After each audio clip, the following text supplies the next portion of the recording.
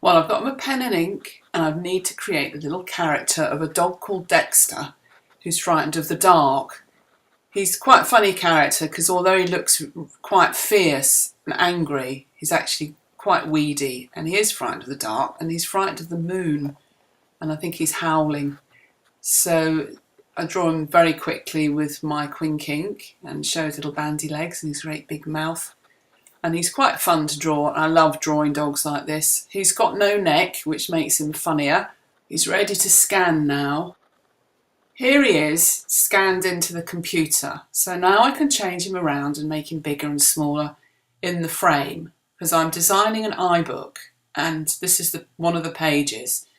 And I can see in my mind how I want him to be. I want him to be small, he's looking at the moon, so I'm going to have the blue sky and a black ground, and he's going to be a white dog, and there was a white moon. All the pictures in this iBook, they're a very simple colour scheme.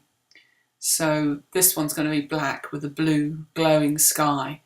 So you can see I'm changing his ears and tidying him up, and now I'm going to put the ground in and choose a colour for the sky. It's very simple as opposed to some of the other iBooks I've done. This one's very simple. I've also done an iBook of cats, which is again very pared down to the bone. I like this style of drawing, and you can see I'm building up the black. I'm using a different brush for this. It's a sort of textured one.